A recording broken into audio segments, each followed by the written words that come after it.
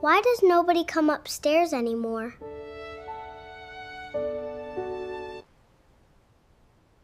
Who are you? I'm Noah. And what are you doing in my room, Noah? Looking for my mama. Your mother isn't here. She is. No. She was. What is your mother's name? Amara. The old man went still. Amara, he knew that name. She was one of the housekeepers. Quiet, efficient, always moving through the enormous estate with her eyes lowered and her hands occupied. He had seen her dozens of times, but never once had she brought her child upstairs. You shouldn't be here. Why? Because this part of the house is private. It's dark. I prefer it that way. Why? Because I do. You really don't listen, do you? No. You should go find your mother. Are you sick? Who told you that? Because you look sad. Silence. The kind of silence that had become permanent in that house. The billionaire's name was Augustus Vale. For nearly 40 years, newspapers had called him a genius, a ruthless businessman, a self-made billionaire, the man who had turned a tiny shipping company into one of the largest logistics empires in the country. People had once waited hours to meet him. Politicians had called his office. Business leaders had invited him to private dinners. Celebrities had wanted photographs with him. And yet, inside his enormous estate, there was hardly anyone left. His wife had died years earlier. His only son had moved overseas after a bitter argument and hadn't returned in 7 years. His closest business partner was gone. His friends had gradually disappeared. And now Augustus spent most days alone in a house large enough to accommodate 20 families. Doctors came, nurses came, accountants came, lawyers came, housekeepers came, but nobody stayed. Nobody asked him simple questions. Nobody asked whether he wanted the curtains open. Nobody asked whether the soup tasted good. Nobody asked whether he was afraid. Until a 3-year-old boy walked into his room holding a toy truck. Noah stepped closer. What happened to your leg? That isn't something you need to worry about. Does it bother you? Does it bother you? Sometimes. Every day? Sometimes. Here. What am I supposed to do with that? Play. I don't play. Why? Because I'm an adult. That's boring. Augustus stared at him. And then, unexpectedly, he laughed. It was only one sound. Short, rough, almost unfamiliar. But it was a laugh. And outside the room, someone heard it. Amara Bennett froze in the hallway. She had been carrying a basket of folded towels. For a moment, she thought she had imagined it. She hadn't heard Augustus Vale laugh in almost 2 years. Nobody had. Amara slowly approached the open doorway. Her face changed when she saw her son. Mama! I told you to stay downstairs. I wanted to see him. You can't just walk into Mr. Vale's room. But he was lonely. Noah. Let him stay. Sir? I said let him stay. 5 minutes. Yes, sir. Yes, sir. 5 minutes. Okay. What's that? My favorite. I see. What was your favorite when you were little? I don't remember. You forgot? Yes. That makes me sad. Life does that sometimes. Who's that? Don't touch that. Okay. Come on, sweetheart. You missed them. Who? The people in the picture. That's enough, Noah. Why don't they visit? Are they far away? Yes, Do they know you're sick? I suppose. My mama says people should visit when somebody is I didn't sick. teach him that. I know. My mama says lots of things. Apparently. Can I open those? No. Why? Because I said no. Noah looked at Amara. Amara looked uncomfortable. Then Noah looked back at Augustus. Are you scared of the sun? Augustus stared at him. No. Then why can't it come in? Augustus had no answer. Not one he could give a 3-year-old. So, he simply said, Because I like things the way they are. Noah nodded. Then he whispered, maybe that's why you're sad. Amara closed her eyes. I'm so sorry, Mr. Vale. But Augustus didn't respond. He was staring at the child. Not because he was offended. Because, for the first time in years, someone had said something to him without wanting anything in return. Noah didn't know how much money he had. Didn't know what companies he owned. Didn't know his name appeared on buildings. Didn't care. The boy only saw an old man sitting alone in a dark room. And somehow, that was the one thing Augustus Vale had spent his entire life making sure nobody saw. That evening, Amara was in the small staff apartment behind the kitchen when she received a phone call. She listened. Her face slowly changed. Yes. A pause. Tomorrow. Another pause. No, I can do it. She hung up. Noah was sitting on the floor drawing with crayons. He looked up. Did you get a job? Amara smiled. Yes. A good one. I think so. Will we have a house with flowers? Amara stopped. She looked at her son's drawing. It showed a crooked house, a yellow sun, 3 flowers, and 2 people standing beside each other. Yes, she whispered. Maybe someday. Noah smiled. Then he returned to his drawing. Amara looked toward the ceiling, toward the 2nd floor, toward Augustus Vale's room. She had no idea that by tomorrow morning, the entire estate would change. Because Augustus Vale had made a decision, one that nobody expected, and it had nothing to do with money. At 6:30 the next morning, the estate manager knocked on Augustus's door. Sir. No answer. He knocked again. Mr. Vale. Still nothing. He slowly opened the door. Augustus was awake, sitting beside the window, and for the first time in years, the curtains were open. Sunlight filled the room. The estate manager stopped. Sir. Augustus didn't turn around. Where is Amara? She should be downstairs. Bring her to me. The manager hesitated. Is something wrong? Augustus finally turned. No. His eyes moved toward the little yellow toy truck sitting on his bedside table. Something is finally right. And downstairs, completely unaware of what was happening, Noah was drawing another picture. Only this time, there were 3 people in it. A little boy, his mother, and an old man standing beside them. At the top of the page, in uneven letters, Noah had written, Our house. But there was one detail in the drawing that Amara hadn't noticed yet. The old man wasn't outside the house. He was inside. And beside him, Noah had drawn a door that was wide open. At 6:30 that morning, Amara had no idea why Augustus Vale wanted to see her. She stood outside his bedroom door with her hands folded in front of her, trying to steady herself. She had worked in the Vale estate for almost 3 years. In all that time, Augustus had never summoned her personally. If he needed something, the estate manager gave the instruction. If he wanted something changed, someone else delivered the message. And if he was unhappy, the entire house somehow knew before he ever said a word. Amara took a breath, then knocked. Come in. She opened the door and stopped. The curtains were open. Morning sunlight stretched across the floor, illuminating a room that usually looked as though it had been abandoned years ago. Augustus sat beside the window in his wheelchair. The little yellow toy truck was still on the table beside him. Amara stared at it, then at him. You wanted to see me, sir? Augustus nodded. Close the door. She did. For several seconds, he said nothing. Then he looked toward the toy truck. Your son left this. Amara's heart tightened. I'm sorry.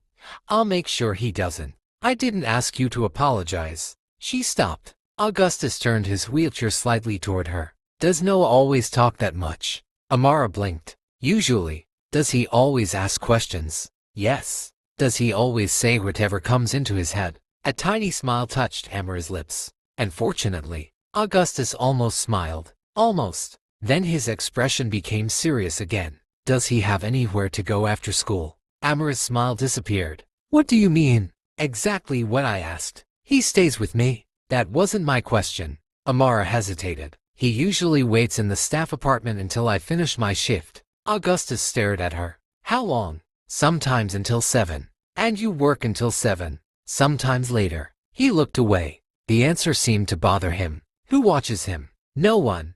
He's old enough to play quietly. Augustus's eyebrows tightened. He's 3. I know. That isn't old enough to be alone. He isn't completely alone. The other staff are nearby. But you're working. Yes. Augustus said nothing. Amara immediately became uncomfortable. Sir, if this is about yesterday, I understand. Noah shouldn't have entered your room.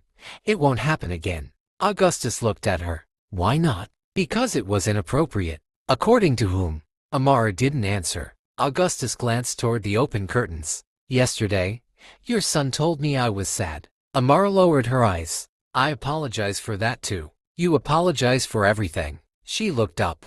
Augustus's voice was quieter now. Why? Amara swallowed. Because people like me can't afford to make mistakes around people like you. The words hung in the room. Augustus didn't react immediately. Then he said, people like you. Amara immediately regretted saying it. I didn't mean. Yes, you did. He looked toward the photograph lying face down on the desk. Maybe I should have asked myself the same question a long time ago. Amara said nothing. Augustus reached toward the small table beside him. He picked up a sheet of paper. It was Noah's drawing. The crooked house, the yellow sun, the 3 figures, and the open door. You said he drew this. Yes. He calls it our house. Amara nodded. He likes drawing houses. Augustus looked at the picture again. Why am I inside? Amara smiled faintly. Because you let him stay. Augustus stared at the drawing. That isn't what I mean. I know. A long silence followed. Then Augustus asked, what did you tell him about me? Nothing. Nothing. I told him you were his employer's boss. Augustus looked almost offended. That is what I am. To him, yes.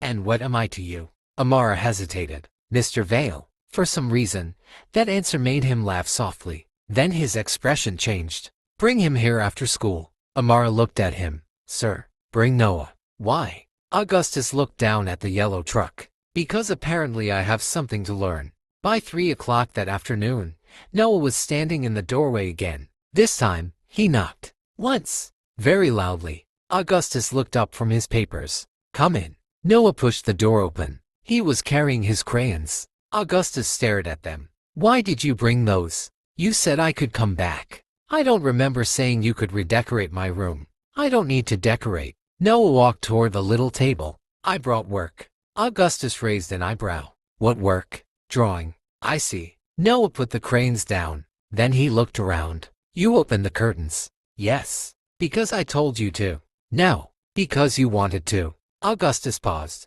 Yes. Noah nodded proudly. My mama says that's called listening. Augustus looked at him. Your mother has an opinion about everything, doesn't she? Yes. She must be exhausting. She is. Noah climbed into the chair. Then he looked at Augustus. You look different. Different how? Less sad. Augustus looked away. Do I? Yes. What changed? Noah picked up a yellow crayon. The window. Augustus stared at the sunlight. He wanted to dismiss the answer, but he couldn't. Because the truth was that something had changed. Not outside the window. Inside him. For the first time in months, he had woken up wanting to see the morning. And he hated that a 3-year-old might have been responsible for it. Noah began drawing. For several minutes. The room was quiet. Augustus returned to his papers. Then, Mr. Vale. Yes? Do you know how to draw? No. That's okay. I don't need your approval. Noah looked up. I wasn't giving you approval. Augustus stared at him. Noah smiled. You're funny. I am not. You are. Augustus sighed. Then, without warning, Noah pushed a crayon toward him. Here. What am I supposed to do with that? Draw. I told you I don't draw. You said you don't play. I don't. You played with me yesterday. I did not. You laughed. Augustus became silent. Noah pointed at the paper. Draw something. Augustus stared at the crayon. It was ridiculous. He was Augustus Vale. He had negotiated billion-dollar contracts. He had stood before government officials. He had built a company from nothing. And now a 3-year-old was waiting for him to draw with a crayon. He took it. Noah smiled. Augustus placed the crayon against the paper. What should I draw? A house. Why? Because houses are supposed to have people inside. Augustus stopped. His fingers tightened around the crayon. Then he drew a small square. Noah leaned closer. That's too small. It is a house. It's a sad house. How can a house be sad? Yours is. Augustus looked at the drawing. For some reason, the little boy was right. The house was empty. So Augustus added a window. Then another. Noah watched carefully. Now draw people. Augustus hesitated. How many? Noah looked at him. 3. Augustus slowly drew 3 figures. A little boy, a woman, and an old man. Noah's face brightened. That's us. Augustus froze. Us? Yes. Noah pointed at the old man. That's you. Then the woman. That's Mama. Then himself. And that's me. Augustus stared at the picture. 3 figures. Inside a house. The door was open. He swallowed. That's not realistic. Noah frowned. Why? Because. Augustus couldn't finish. Because families didn't happen like that. Because people left. Because everyone he had loved eventually became a photograph. Because hope was dangerous when you had already lost too much. Noah waited, then quietly asked, "Do you think nobody stays?" Augustus looked at him. The question was far too mature for a 3-year-old. Who told you that? No one. Then why do you think that? Noah shrugged. Because you look like you think it. Augustus looked away. The room suddenly felt too quiet. Then Noah reached across the table and placed his tiny hand over Augustus's. Augustus stiffened. He hadn't expected it. Noah didn't pull away. My mama says when people are scared, you hold their hand. Augustus looked down at their hands. I am not scared. Okay. Noah continued holding it. Augustus waited for him to stop. He didn't. You can let go now. I know. But you're not. No. Why? Because you're still sad. Augustus closed his eyes. For years, people had touched him because they wanted something. A signature. A decision. A contract. An approval. This child wasn't asking for anything. He was simply holding his hand. And somehow, that was harder to accept than any business deal Augustus had ever faced. Amara stood outside the door. She hadn't intended to listen. She had come upstairs to collect Noah. But she had stopped when she heard laughter. Again, her hand remained on the doorknob. She peeked inside. Augustus was sitting beside the window. Noah was holding his hand. And on the table between them was a drawing. Amara's eyes filled with tears. She quickly looked away. She knew what that room had been like before Noah entered it. Cold, silent, and touched. She had cleaned it dozens of times. She had dusted the shelves, changed the curtains, polished the furniture, but nothing she did could make it feel lived in. Now there were crayons on the table, a toy truck beside the lamp, a child's drawing near the window, and Augustus Vale was allowing someone to sit beside him without asking them to leave. Amara knocked softly. Both of them looked up. Noah smiled. Mama. He jumped from the chair and ran toward her. Augustus watched him go. Then his eyes met Amara's. Your son is loud. Amara smiled. I know. He asks too many questions. I know. He doesn't listen. I know. Augustus glanced at the drawing. But he notices things. Amara's smile faded. Yes. Augustus looked at her. He noticed me. She didn't know what to say. So she simply nodded. Yes, sir. Noah tugged at her dress. Mama, Mr. Vale drew a house. Amara looked at the paper. Then she saw the 3 figures. Her expression changed. Augustus noticed. He insisted. Noah corrected him. We did it together. Augustus looked at the boy. Then quietly said, yes, we did. That night, Augustus did something he hadn't done in years. He asked for dinner in the dining room.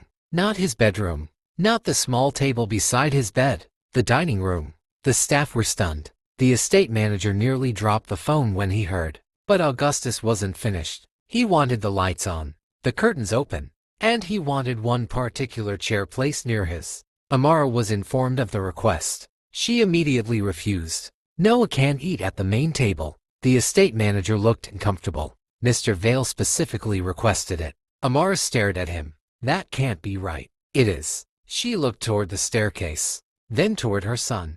Noah was already excited. Can I sit with him? Amara hesitated. Before she could answer, Augustus's voice came from behind her. Why are you asking her? Amara turned. Augustus was there in his wheelchair. You wanted Noah downstairs, she said. I changed my mind. Sir, he's not dressed for. He's 3. Amara stopped. Augustus looked at Noah. Are you hungry? Noah nodded. Very. Then let's eat. Noah looked at his mother. Amara stared at Augustus. Something about the way he had said it made her realize this wasn't a favor. It was a decision. And Augustus Vale rarely changed his decisions. Dinner was awkward at first. Augustus sat at one end of the long table. Amara sat several chairs away. Noah sat beside Augustus. The table was designed for 12 people. Only 3 places were occupied. Noah looked around. Why is there so much room? Augustus looked at the empty chairs. Because this table was made for a family. Where is the family? Augustus's expression hardened. Gone. Noah thought for a moment. Then he pointed at the empty chair beside him. You can put somebody there. Augustus looked at him. Who? Somebody who needs dinner. Amara lowered her eyes. Augustus stared at the empty chair. Then, surprisingly, he smiled. You're very determined. Yes. Just like your mother. Amara looked up. Augustus caught her expression. What? Nothing. Then why are you looking at me like that? Because you just compared me to my son. And you've never said anything like that to me. Augustus leaned back. Perhaps I never had a reason to. Noah interrupted. I need potatoes. Augustus looked at him. You haven't eaten the vegetables. I don't like them. You haven't tried them. I know I don't like them. You sound very certain. Noah nodded. I learned it from grown-ups. For the first time, Amara laughed. Augustus did too. And the sound traveled through the dining room. For years, that room had hosted investors, politicians, executives, and people who had wanted a piece of Augustus Vale's fortune. But none of them had made him laugh like this. None of them had made him forget his illness for even a minute, until now. Later that night, Amara tucked Noah into bed. But before she could leave, he asked, Mama, yes? Is Mr. Vale going to die? Amara froze. She sat beside him. Why would you ask that? Because he's sick. Amara carefully chose her words. Everybody gets sick sometimes. But he's really sick. She looked at her son. Yes. Then we should make him happy. Amara's eyes softened. You think that's enough? Noah nodded. Maybe. He closed his eyes. Then opened them again. Can he be in our picture tomorrow? Amara smiled sadly. Yes, sweetheart. Noah finally settled beneath the blanket. Amara switched off the light. But before leaving, she glanced through the small window toward the main house. One upstairs window was still glowing. Augustus was awake. He was sitting at his desk. In front of him was the photograph he had kept face down for years. Tonight, he turned it over. His late wife smiled from the frame. Beside her stood their young son. Augustus touched the edge of the photograph. I thought I was protecting myself, he whispered. His voice trembled. But I was just making sure nobody could reach me. He looked toward the open door. For once, he didn't close it. Then he noticed something on the floor. A folded piece of paper. Noah's drawing. Augustus picked it up. The same house. The same 3 people. But Noah had added something new. A 4th figure stood outside the open door. Augustus frowned. There was no name. Just a question written in uneven letters. Who was missing? Augustus stared at it. His breathing changed. Because he knew exactly who was missing. And for the first time in 7 years, Augustus Vale reached for the phone. His son's number was still saved. He had never deleted it. He had simply stopped calling. His thumb hovered over the name. Then he pressed it. The phone rang. Once. Twice. 3 times. Augustus almost ended the call. Then someone answered. A man's voice came through. Hello. Augustus couldn't speak. 7 years disappeared in the silence between them. Then his son's voice returned. Dad? Augustus closed his eyes. He had imagined this moment hundreds of times. He had imagined anger, accusations, excuses. But he hadn't imagined how small his own voice would sound. I saw your picture today. Silence. What picture? The one with your mother. Another silence. Then his son's voice changed. Why are you calling? Augustus looked at Noah's drawing. At the open door. At the 3 figures inside. And for the first time in years, he allowed himself to say the truth. Because I don't want to spend whatever time I have left pretending I don't miss you. The line went completely quiet. Augustus waited. And waited. Then came the answer he had spent 7 years believing he would never hear. Dad. A pause. I miss you too. Augustus lowered his head. His hand trembled. But he didn't hide it. Because somewhere downstairs, a little boy had taught him something money never could. Sometimes the door doesn't open because someone knocks. Sometimes, you have to be brave enough to open it yourself. I miss you too. Augustus heard the words. But for several seconds, he couldn't respond. His son had said them so quietly that Augustus almost wondered whether he had imagined them.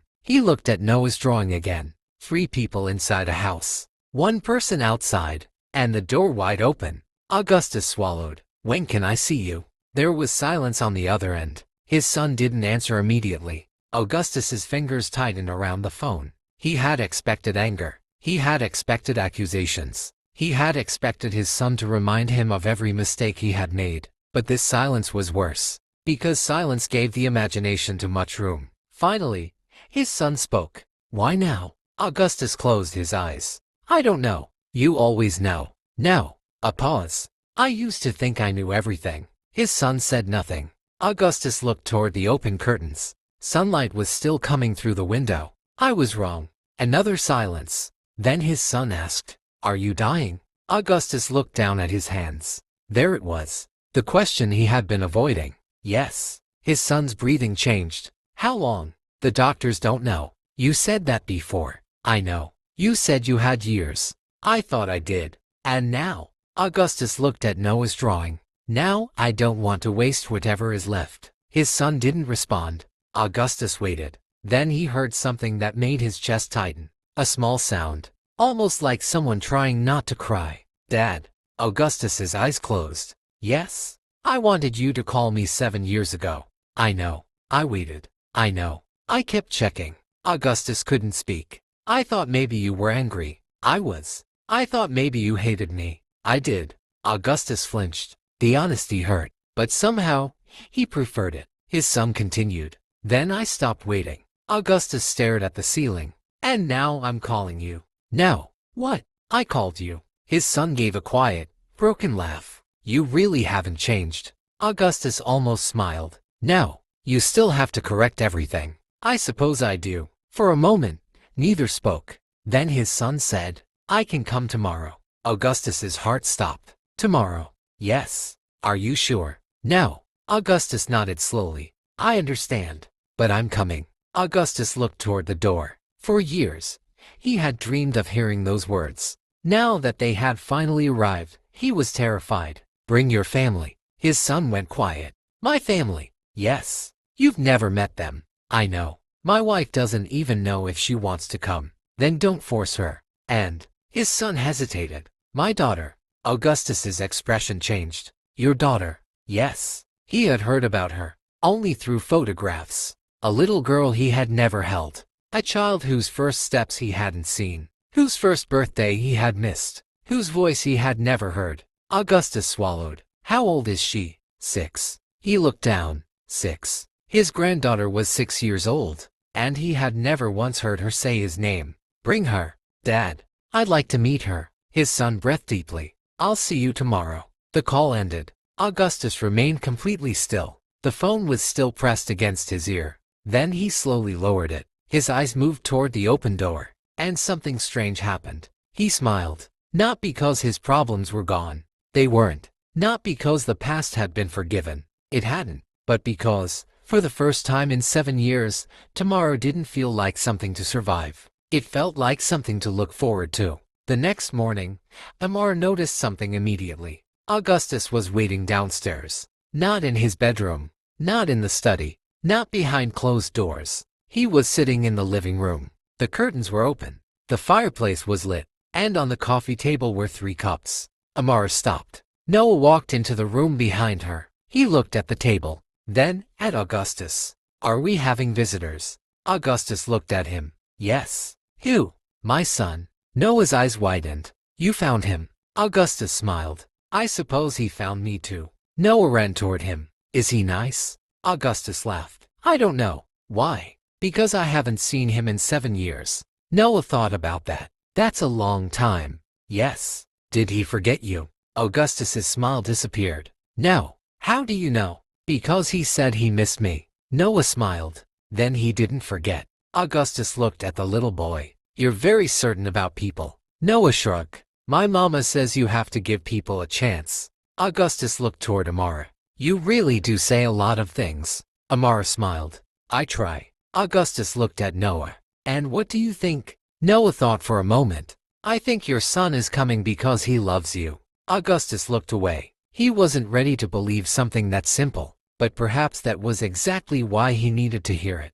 At 10:17 that morning, a black car stopped outside the estate. Augustus was waiting by the window. His hands were shaking. The estate manager stood several feet behind him. Sir, would you like me to? No. Should I bring? No. The manager stopped. Augustus kept staring outside. The car door opened. A man stepped out. He stood beside the vehicle for several seconds. He didn't move. He simply stared at the house. 7 years. 7 years since he had stood there. 7 years since he had walked away. Augustus watched him. His son looked older. His shoulders were broader. There were lines around his eyes that hadn't been there before. Augustus suddenly realized something painful. He had missed his son growing older. The man walked toward the entrance. Augustus's breathing became shallow. Then the front door opened. His son stepped inside. For several seconds, they simply stared at each other. No hug, no handshake, no dramatic words.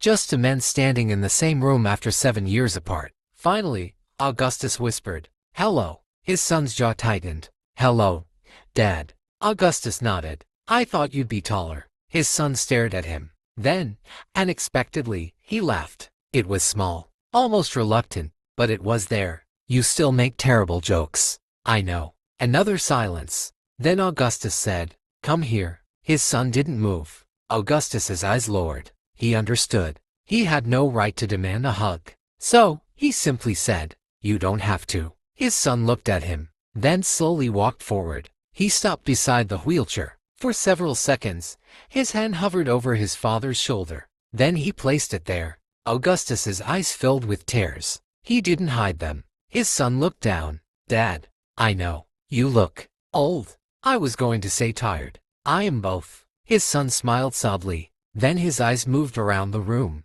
The open curtains, the crayons, the toy truck, the drawings. He frowned. What happened here? Augustus looked toward the little yellow truck. A little boy. His son looked confused. "What?" Before Augustus could explain, a small voice came from the hallway. "Mr. Vale." Noah came running into the room. He stopped when he saw the stranger, then looked at Augustus. "Is that him?" Augustus smiled. "Yes." Noah walked closer. He studied the man carefully, then looked at Augustus. "He looks like you." His son laughed. "I've been told that." Noah nodded. "You have the same eyes." The man's smile faded slightly. "Do I?" "Yes." Noah looked at Augustus. "But you're more sad." Augustus raised an eyebrow. "Thank you." Noah smiled. "You're welcome." His son laughed again, this time louder, and Augustus watched him. He hadn't heard that laugh in 7 years. He wanted to remember every second of it.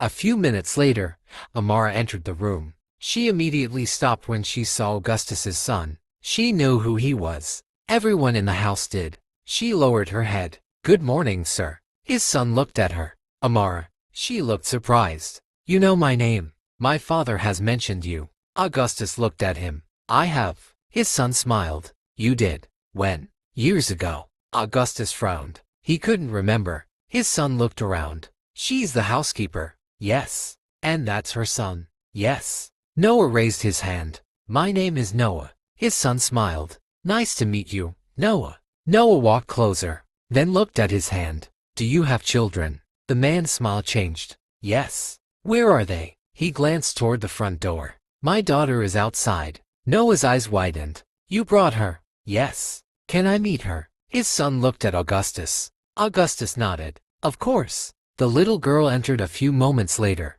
She was holding her mother's hand. She looked nervous. She looked around the enormous room. Then she looked at Augustus. Nobody spoke. Augustus couldn't move. His granddaughter stood 10 feet away, 6 years old. Dark curls, small hands, a yellow ribbon in her hair, and eyes that looked painfully familiar. His son whispered, "This is your grandfather." The little girl looked at Augustus. "Grandfather?" Augustus's lips trembled. "Yes." She stared at him, then asked, "Why haven't I met you?" Nobody moved. His son's face tightened. Amara looked away. Augustus felt the question land directly in the center of his chest. He could have blamed distance, business, illness, family disagreements, pride, but none of those explanations would matter to a 6-year-old. So, he told her the truth. "Because I made mistakes." The little girl considered that. "Are you sorry?" Augustus looked at her. "Yes." "Then, why didn't you come?"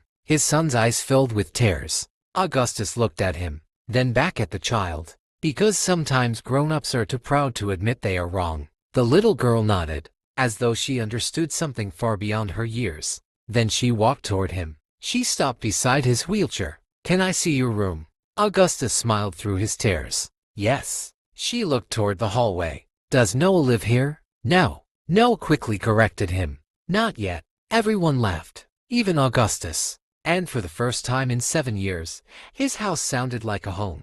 That afternoon, something happened that Augustus had not expected. His son asked to speak with him privately. They went into the study. The door closed. For several minutes, neither spoke. Then his son looked at the shelves. "All of this?" Augustus nodded. "My life's work." "You still work?" "Sometimes." His son shook his head. "You're dying and you're still working." Augustus smiled faintly. "Old habits." His son walked toward the desk. Then he noticed the documents stacked beside the computer. He picked one up. His expression changed. "What's this?" Augustus looked at it. "A foundation." "For what?" "Children." His son stared at him. "Since when?"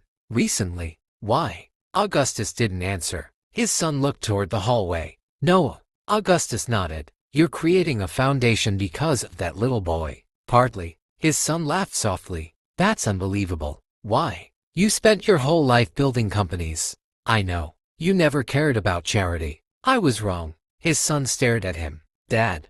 Augustus looked down. "I spent my life believing money could solve everything." His voice became quieter. "But money can't make a child feel loved." His son looked away. "And it can't bring back 7 years." Augustus nodded. "No." Silence. Then his son asked, "Do you want me to forgive you?" Augustus looked at him. "No." The answer surprised him. Augustus continued, "I want you to decide whether you want me in your life." His son's eyes filled with tears. "There's a difference." "Yes." Augustus took a breath. "Forgiveness is something I don't deserve to demand." His son sat down. For the first time, he looked less like a businessman and more like the little boy Augustus remembered. "I was angry with you." "I know." "I wanted you to chase me." "I know." "You never did." "I was waiting for you to come back." His son laughed bitterly. "So we were both waiting." Augustus nodded. "Yes." "That was stupid." "Yes." They both laughed. Then his son began crying. Augustus looked at him. He wanted to reach out, but he hesitated. His son noticed. So, he stood, walked toward his father, and hugged him. Augustus's arms slowly wrapped around him. He held his son like he was afraid he would disappear. "I missed you," Augustus whispered. His son cried against his shoulder. "I missed you too." Outside the study, Amara stood frozen. She had been bringing tea. She quietly placed the tray on a nearby table, then walked away. She didn't want to interrupt something that had taken 7 years to happen. But that evening, the mood changed. The estate doctor arrived unexpectedly. Augustus was in the dining room with Noah, his son, his granddaughter, and Amara. The doctor pulled his son aside. His expression was serious. Augustus noticed. "What's wrong?" The doctor hesitated. "Mr. Vale." Augustus stared at him. "Tell me." The doctor looked at his son, then back at Augustus. "Your condition has progressed." The room went silent. His son stood. "What does that mean?" The doctor took a breath. "It means we need to discuss the next stage of care." Augustus looked toward Noah. The little boy was coloring at the table. He hadn't heard. "Outside," Augustus said. The doctor nodded. They moved into the hallway. His son followed. "How much time?" The doctor hesitated. "We don't know." "How much?" "I don't want to give you a number that may be wrong." "Give me one anyway." The doctor looked at Augustus. "Possibly weeks." His son's face went pale. Augustus remained still. "Weeks. Perhaps longer. Months. It's possible. But not likely." The doctor didn't answer. That was answer enough. Augustus looked through the dining room doorway. Noah was laughing at something his granddaughter had said. Amara was watching them. His son stood beside him, visibly shaken. Augustus took a slow breath. Then he said something nobody expected. "Good." His son turned sharply. "Good?" Augustus nodded. "Yes. You're dying." "I know. And you're saying good." Augustus looked at him. "For the first time in years, I have something worth staying alive for." His son's eyes filled. "Dad." Augustus looked through the doorway again. At Noah. At Amara. At his granddaughter. At the family he had almost lost. "I don't want to die." The words came out quietly. His son looked at him. Augustus continued. But I don't want to spend the time I have left being afraid of it. That night, Noah couldn't sleep. He walked quietly into Augustus's room. The door was open. Augustus was awake. Mr. Vale. Yes? Are you dying? Augustus looked at him. There was no way around the question. Yes. Noah walked closer. Soon. Augustus hesitated. I don't know. Noah climbed onto the chair beside the bed. Are you scared? Augustus looked toward the ceiling. Yes. Noah nodded. Me too. Augustus smiled faintly. What are you scared of? Noah thought. Losing people. Augustus's expression changed. You're too young to understand that. Noah shook his head. No. What do you mean? My mama cries sometimes when she thinks I don't see. Augustus stared at him. She misses somebody. Who? I don't know. Noah looked at Augustus. Maybe people don't cry because they're weak. Augustus swallowed. Maybe not. Maybe they cry because they love somebody. Augustus turned his face toward the window. A tear rolled down his cheek. Noah climbed down from the chair. He walked over to him, then took his hand. Don't be scared. Augustus squeezed his tiny fingers. I'll try. Noah looked toward the open door. Your son is here. I know. And your granddaughter. I know. And Mama. Augustus smiled. Yes. And me. Augustus looked at him. Yes. Noah nodded. So you're not alone anymore. Augustus couldn't answer. Because the little boy was right. For the first time in years, he wasn't alone. The following morning, Augustus called everyone into the dining room. His son, his son's wife, his granddaughter, Amara, Noah, even the estate manager. They all sat around the enormous table. Augustus looked at each person, then placed a thick folder on the table. His son frowned. What is that? My will. The room became silent. Amara immediately looked down. His son stared at the folder. Dad, we don't need to do this now. Yes, we do. You said you had weeks. And weeks can disappear. His son shook his head. Don't talk like that. Augustus smiled. You're still trying to control everything. So are you. Yes. Augustus opened the folder. My estate will be divided. His son leaned forward. Dad, listen. Everyone became quiet. I spent 40 years building an empire. He looked toward Noah. And I spent most of those years believing the empire was the point. He paused. It wasn't. He turned toward Amara. People were. Amara looked startled. Augustus continued. I want to create a foundation. His son looked at the documents. What kind? Children who grow up without opportunities. He looked at Amara. Children whose mothers have to choose between working and caring for them. Amara's eyes widened. Sir, I want housing. He looked at Noah. Education. Then his granddaughter. Medical care. Finally, he looked at his son. And I want this estate turned into something useful. His son stared at him. What? A family center. Nobody spoke. Augustus smiled faintly. This house has been empty for too long. Then Noah raised his hand. Augustus looked at him. What? Noah pointed toward the window. You forgot something. What? The door. Augustus looked at the doorway. Noah smiled. It has to stay open. For several seconds, Augustus stared at him. Then he nodded. Yes. His voice broke slightly. It does. And nobody in that room knew it yet. But Augustus Vale had just made a decision that would change far more than his own family. Because the next person who walked through that open door would bring a secret that had been buried for more than 30 years. A secret connected to Augustus's late wife. A secret that would explain why his son had left 7 years ago. And a secret that would force Augustus to question everything he believed about the family he had spent his life trying to protect. Because Noah hadn't just walked into Augustus Vale's room. He had walked into the middle of a family story that had never truly ended. And the door was finally open. The rain began just before sunrise. Not the gentle kind that tapped politely against the windows, but a hard, restless rain that blurred the estate gates and turned the long driveway into a ribbon of silver. Augustus Vale woke before the nurses came. For a few seconds, he did not remember where he was. Then the pain returned. A deep pressure beneath his ribs. A weakness in his legs. A heaviness in his chest that made each breath feel borrowed. He stared at the ceiling. Outside, thunder rolled over the estate. Once, many years ago, his wife had told him she loved storms. She had stood barefoot by the kitchen window, holding a cup of tea while rain moved down the glass. You can always hear the truth during a storm, she had said. Augustus had laughed at her then. Now, decades later, He found himself listening. A soft knock came at the door. Augustus turned his head. His son stood in the doorway. For a moment, neither spoke. Then his son said, "You're awake." "I've been awake. You should have called me." Augustus looked at him. "I didn't want to wake you." His son gave him a tired look. "Dad, it's 5 in the morning." Augustus almost smiled. "Then I suppose I failed." His son walked inside. He looked exhausted. He hadn't slept much since the doctor had given them the news.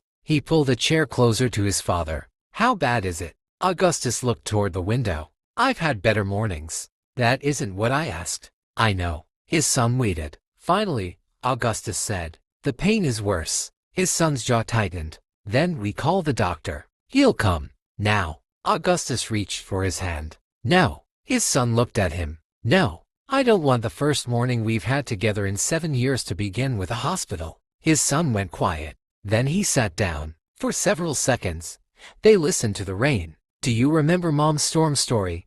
his son asked. Augustus looked at him. "The one about hearing the truth?" "Yes." Augustus nodded. "She was always saying strange things." "She was right." Augustus smiled. "She usually was." His son looked toward the window. "I used to think you didn't remember things about her." "I remember everything." "Then, why did you let her disappear?" Augustus's smile vanished. The question came so quietly that it almost sounded harmless. But it wasn't. Augustus looked at his son. "What do you mean?" His son stared at him. "Why did you let everyone believe Mom died peacefully?" Augustus's face changed. The room suddenly felt colder. "Who told you she didn't?" His son leaned forward. "You did." "I never said that." "You didn't have to." Silence. Then his son reached into his jacket. He placed an old envelope on Augustus's desk. Augustus stared at it. His breathing stopped. He knew that envelope. He hadn't seen it in 30 years. "Where did you get that?" "My mother gave it to me."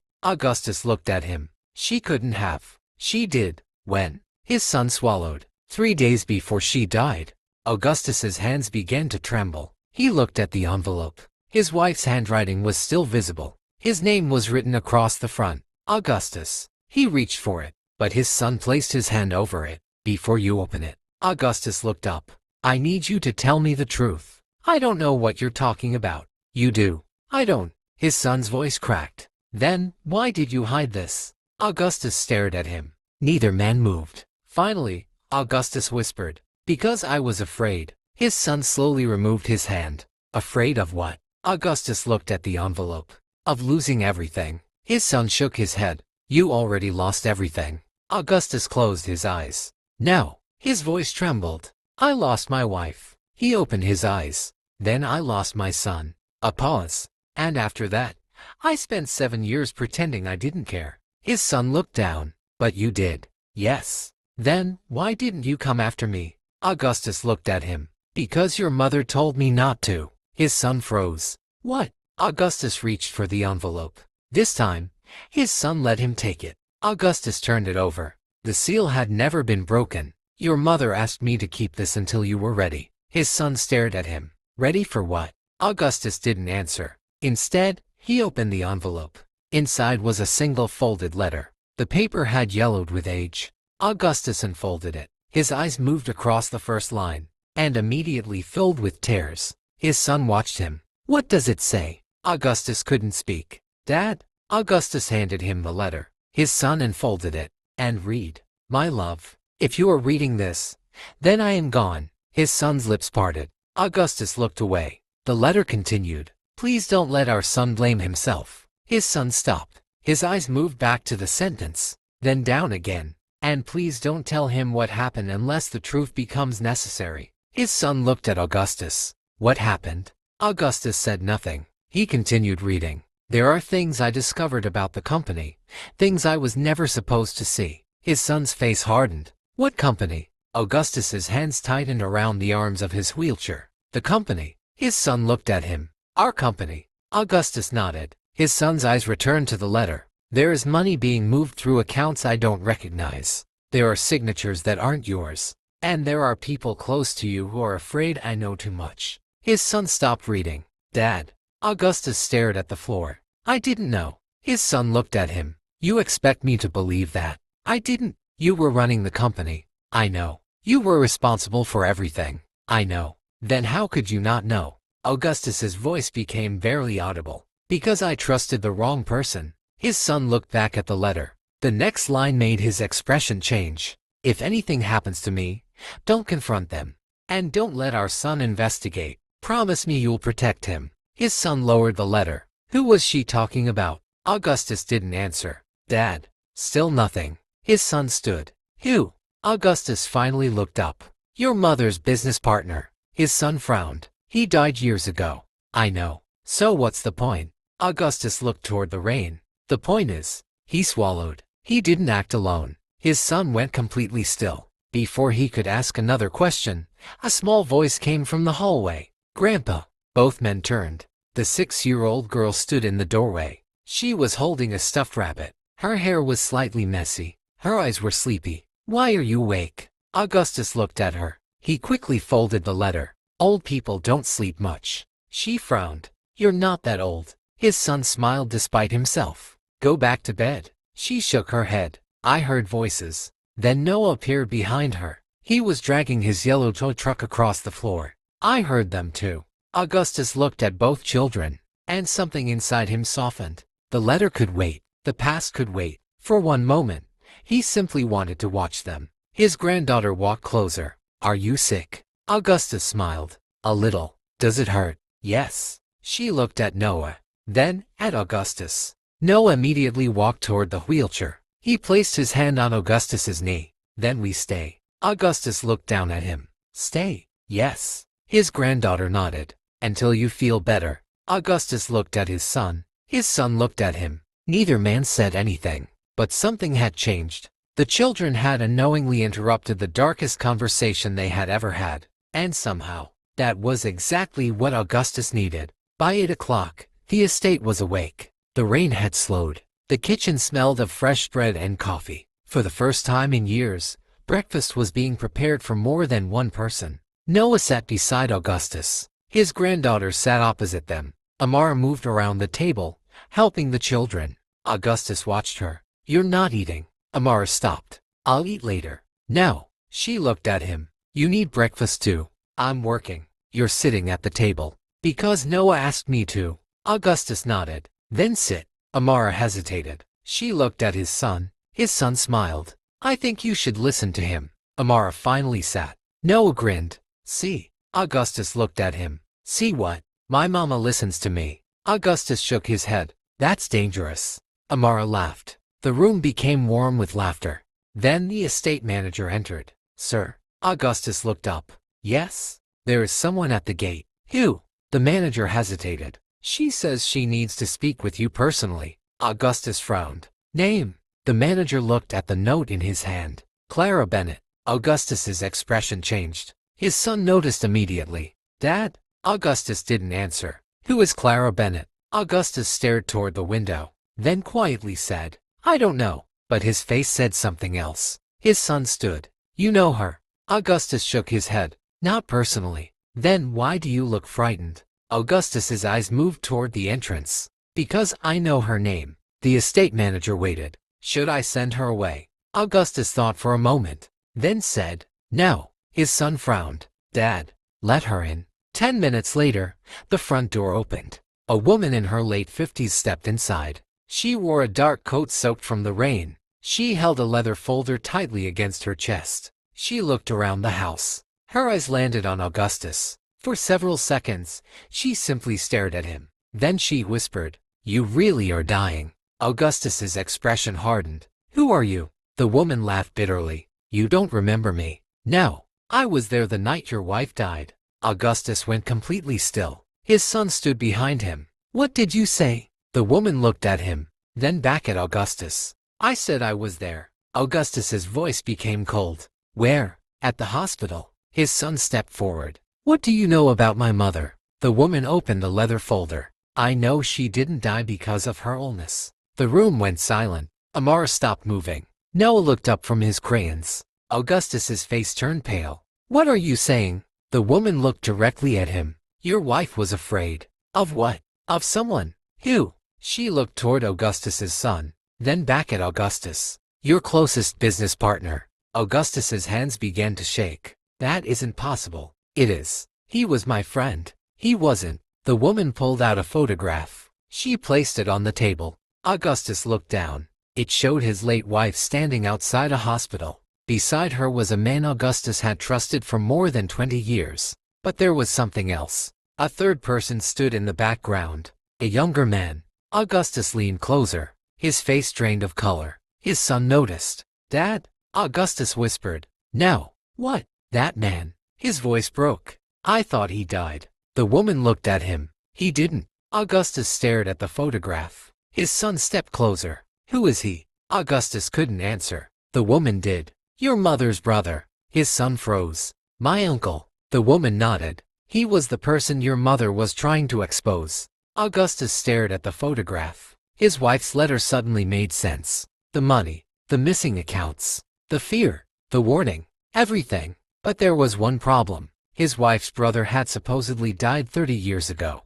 At least, that was what Augustus had been told. The woman opened the folder again. "I didn't come here to tell you the past." Augustus looked at her. "Then why are you here?" She removed one final document and placed it in front of him. "Because your wife's brother is alive." Augustus's heart began pounding. His son stared at the document. "Where is he?" The woman looked toward the front door, then whispered, "He's been watching this house." Silence. Noah looked around. "Watching us." Nobody answered. His granddaughter moved closer to her father. Augustus stared at the open doorway. For years, he had believed his greatest enemy was death. Now, he realized he had been wrong. Because death was not the thing coming for his family. Someone from his past was. And they had finally discovered that Augustus Vale was no longer alone. That afternoon, Augustus ordered the estate manager to increase security. Noah wasn't allowed outside without an adult. His granddaughter stayed close to her father. Amara tried to continue working normally, but she could feel the tension throughout the house. Something had changed. The home that had finally become warm suddenly felt watched.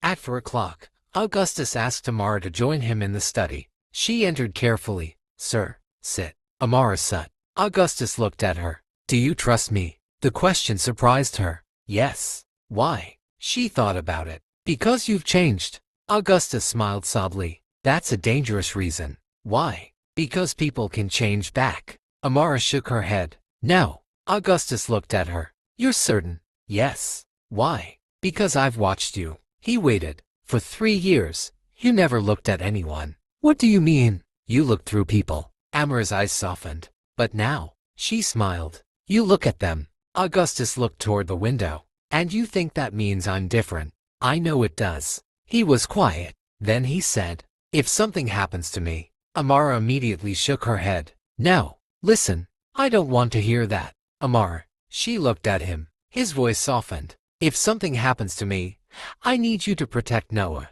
Her eyes filled with tears. "He's my son." "I know. I will always protect him." Augustus nodded. "I know." He reached into the drawer. He removed a small key, then placed it in her hand. Amara frowned. "What is this?" "The key to a room upstairs." "Which room?" "My wife's old room." Amara stared at him. "Why are you giving this to me?" "Because there's something inside." "What?" "Something I should have found 30 years ago." Amara looked at the key. Augustus continued. "If anyone comes looking for it." He paused. "Don't give it to them." Amara's expression tightened. "Who?" Augustus looked toward the door. "The person who thinks he owns my past." That night, after everyone had gone to sleep, Augustus's son returned to the study. His father was sitting alone. The lights were low. The old photograph of his wife was on the desk. His son closed the door. "Dad." Augustus looked up. "I need to ask you something." "What?" "Did Mom ever tell you about a room?" Augustus's expression changed. "What room?" "She told me once that there was a room in this house you never entered." Augustus slowly looked toward the hallway. "The west wing." His son nodded. "Why?" Augustus didn't answer. His son stepped closer. "Dad, I promised your mother." "Promised her what?" "That I would never open it." "Why?" Augustus looked at him. "Because she told me if I ever did." He stopped. "What?" Augustus's voice dropped. "I would find out why she was really afraid of me." His son stared at him. "What does that mean?" Augustus looked toward the dark hallway. "I don't know." Then suddenly, a loud crash came from upstairs. Both men turned. Augustus's son ran toward the door. "Dad, stay here." But Augustus was already moving his wheelchair forward. "What happened?" "I don't know." They rushed into the hallway. Another sound came from the west wing. A door slamming. Then silence. His son looked at Augustus. "Someone's in the house." Augustus's face went pale. "No." "What?" Augustus stared toward the dark corridor. "The west wing." His son frowned. "What about it?" Augustus gripped the wheels of his chair. "My wife's room." They moved toward the staircase. And halfway up, Augustus stopped. Because on the floor near the west wing doorway was Noah's yellow toy truck. Augustus stared at it. His son's face changed. "Noah." They both looked toward the hallway. A small voice answered from inside. "Grandpa." Augustus's heart stopped. "Noah." He pushed his wheelchair forward. The door to his wife's old room was open. The room was dark. The curtains were closed. And Noah was standing in the middle of it, holding something in his tiny hands. Augustus stared. "What are you doing here?" Noah looked up. "I found this." He held out an old photograph. Augustus moved closer. His eyes fell on it, and the world seemed to stop. The photograph showed his wife, young, smiling, standing beside a little boy, Augustus's son. But behind them stood another child, a boy Augustus had never seen. On the back of the photograph was a date, 31 years earlier, and beneath it, written in his wife's handwriting, were 6 words. "He is your son's half-brother." Augustus couldn't breathe. His son stared at the photograph, then at his father. "Dad." Augustus looked at him. Neither of them spoke, because suddenly, the secret wasn't about money. It wasn't about the company. It wasn't even about the man who had supposedly died. It was about a child his wife had hidden for 31 years, a child who had grown into a man who was now watching the estate. And somewhere beyond those walls, someone knew Augustus had finally discovered the truth. The lights suddenly went out. Noah screamed. His granddaughter cried from downstairs. Amara shouted, "What's happening?" Then Augustus heard something in the darkness. A man's voice. Calm, close, almost familiar. "You were never supposed to find that photograph, Augustus." Augustus froze. His son grabbed Noah and pulled him close. The voice continued, "But now that you have." A pause. "We need to talk." And from somewhere in the darkness, a phone began to ring. The house was quiet that night. Not empty, quiet. There was a difference. For years, silence had filled the Vale estate because nobody wanted to speak. Now, silence existed because everyone was afraid of disturbing something fragile, something new, something Augustus Vale had spent decades believing he could never have again. Family. Downstairs, Noah was asleep on the couch. His crayons were scattered across the coffee table. His yellow toy truck rested beside his head. Augustus's granddaughter had fallen asleep in the guest room after insisting she wasn't tired. Amara had quietly covered Noah with a blanket before going upstairs. And Augustus's son was standing alone in the kitchen. He stared at the enormous refrigerator, then at the polished counters, then at the dining room beyond. Everything looked exactly as he remembered. And yet, nothing felt the same. He heard footsteps behind him. His father entered the room. Augustus moved slowly in his wheelchair. "You're awake." His son nodded. "So are you." "I've had trouble sleeping." "Because of the doctor." Augustus shook his head. "Because of everything." His son leaned against the counter. "You know what I keep thinking about?" "What?" "How different this house feels." Augustus looked around. "I noticed. When I was a kid, this place was always quiet." "Yes. Mom used to say it was because you like peace." Augustus smiled faintly. She was being kind. His son looked at him. What was the real reason? Augustus didn't answer. His son waited. Finally, Augustus said, "I was always working." "You were always working," his son repeated. "Yes, even when Mom was sick." Augustus's expression changed. His son immediately noticed. "I shouldn't have said that." "No, you don't have to explain." "I do." Augustus looked toward the dark hallway. "Your mother asked me to stay home with her one night." His son's eyes lowered. "I remember. I told her I had a meeting." "You did." "I left." His voice became quieter. "She died 2 days later." His son swallowed. "Dad, I've replayed that night thousands of times." "You didn't know." "I should have." "That doesn't mean you caused." "I wasn't there." His son stopped. Augustus looked at his hands. "That is the part one can't forgive myself for." The kitchen became silent. Then his son whispered, "Neither could I." Augustus looked up. His son's eyes were wet. "For years, I blamed you. I know. I thought if you'd stayed that night." He couldn't finish. Augustus nodded. "I know what you thought. I was 29. I know. I was angry. You had every right to be." "No." His son shook his head. "I had a right to be hurt." He looked at his father. "But I didn't have a right to disappear." Augustus didn't respond. His son continued. "I left because I wanted you to feel what I felt." Augustus's eyes narrowed slightly. "What did you feel?" "Abandoned." The word hung between them. Augustus looked away. His son took a breath. "I wanted you to wake up one morning and realize the house was empty." Augustus gave a sad smile. "You succeeded." His son looked at him. "Dad." "No." Augustus raised a hand. "It's all right." He looked around the kitchen. "I deserve the loneliness." His son shook his head. "No one deserves that." Augustus looked at him. "Not even me. Not even you." For a moment, neither spoke. Then Augustus smiled. A tired, almost grateful smile. "Your mother would have liked you saying that." His son looked down. "I miss her." "So do I." "Do you still have her things?" Augustus hesitated. "Yes. Everything. Everything." His son looked toward the hallway. "Why?" "Because throwing them away felt like admitting she was gone." His son closed his eyes. Then he whispered, "She's been gone for 23 years. I know. You're still keeping everything."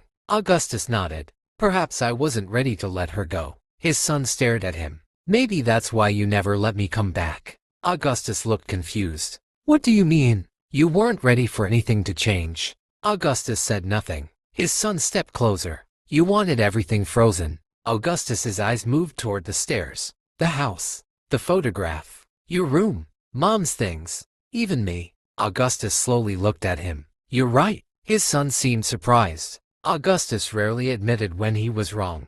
"I spent years protecting memories," Augustus said. His voice trembled. "And forgot memories are supposed to remind you of life." His son nodded slowly. Then a small sound came from the living room. They both turned. Noah was standing there. His hair was messy. His blanket dragged behind him. "Mr. Vale." Augustus smiled. "Yes. I'm thirsty." His son laughed softly. "You scared me." Noah looked at him. "Why?" "I thought someone was breaking in." Noah looked toward Augustus. "Is he your son?" Augustus nodded. "Yes." Noah studied the two men. Then he smiled. "You look happy." Augustus glanced at his son. "I am." Noah walked closer. Then he whispered, "Then you should keep him." His son laughed. "I think I'm too old to be kept." Noah shook his head. "No." He pointed toward Augustus. "He might lose you again." The laughter disappeared. Augustus's son stared at the little boy. Augustus looked down. Noah had no idea how deep his words had gone.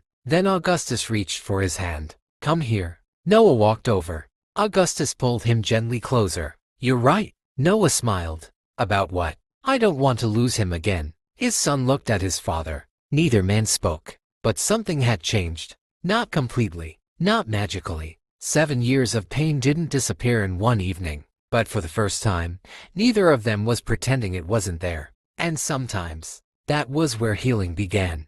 The next morning, Amara received an unexpected knock at her apartment door. She opened it. The estate manager stood outside. "Mr. Vale wants to see you."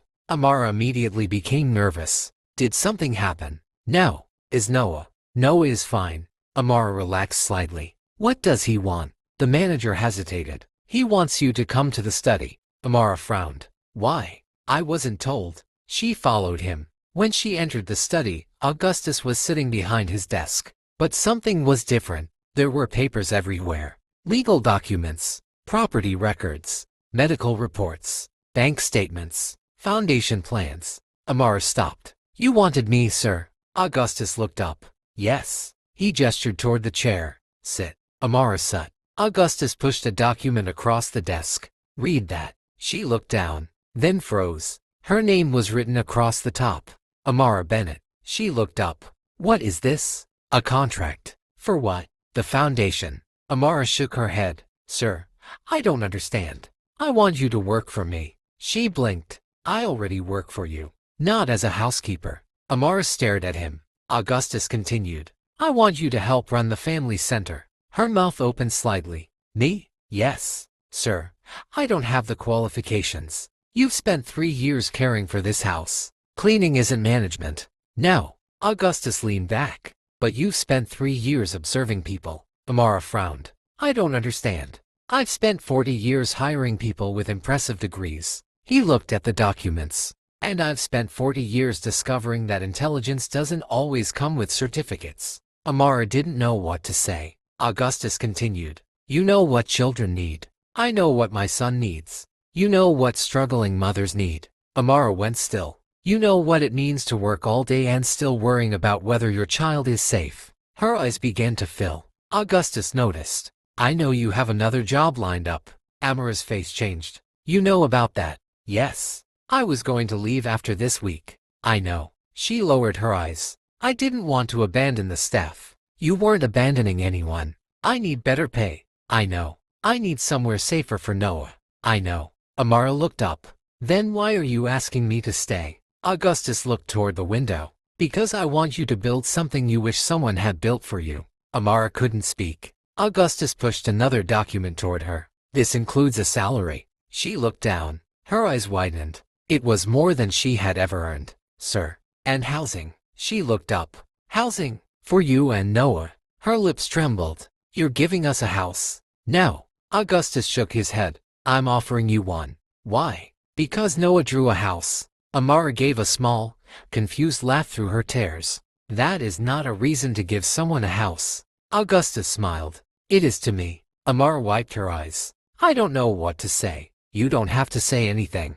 He paused. Just don't say no because you're afraid you don't deserve it. Amara looked at him. That sentence hit harder than the offer. Because she had spent years believing that people like her were supposed to accept whatever life gave them. A small apartment, long shifts, cheap childcare, tired mornings, quiet sacrifices. And now someone was asking her to imagine something bigger. She looked at the papers, then whispered, What happens to the other staff? Augustus's expression softened. They'll have opportunities too.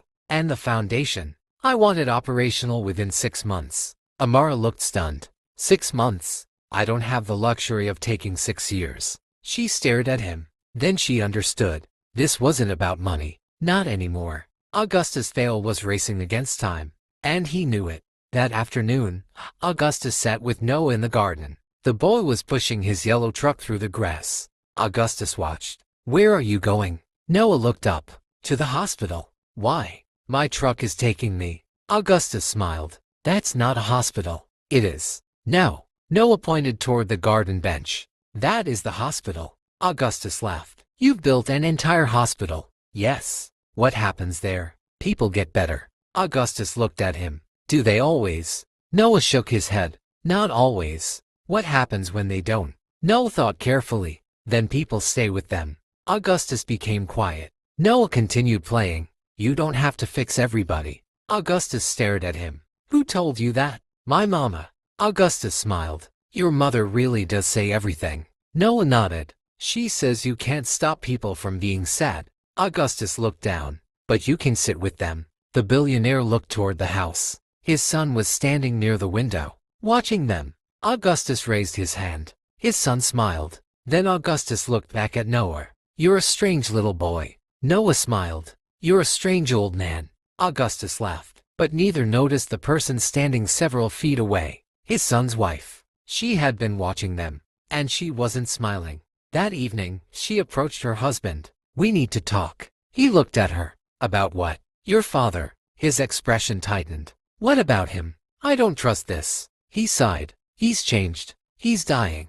I know. And suddenly he's giving Amara a house. It's part of the foundation. He's giving her money. She's working for the foundation. He's changing his will. He has the right to. She stared at him. And you're okay with all of this? He frowned. What are you suggesting? I'm suggesting that you think carefully. About what? She lowered her voice. Why would a man who spent his entire life controlling everything suddenly give so much away? He didn't answer. She stepped closer. Especially to people he barely knows. His expression hardened. Amara has worked here for years. She was a housekeeper. She is a person. I didn't say she wasn't, but you said it like it mattered. She looked away. I just don't want you to get hurt. He softened slightly. I already was. She looked at him. 7 years ago. He nodded. And I'm not going back there. She took a breath. There is something else. What? She hesitated. I found something. His expression changed.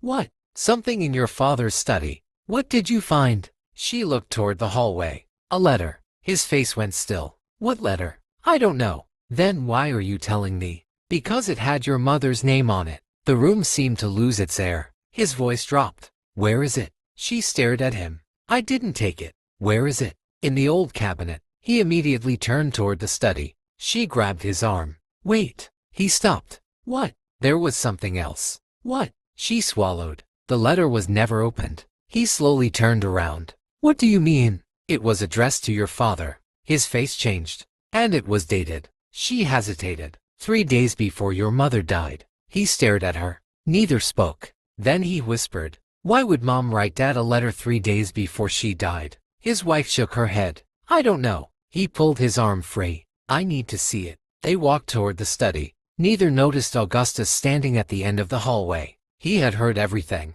His face had gone completely pale. Stop. They froze. Augustus slowly moved his wheelchair forward. Where is the letter? His son looked at him. Dad. Where? His wife pointed toward the study. The cabinet.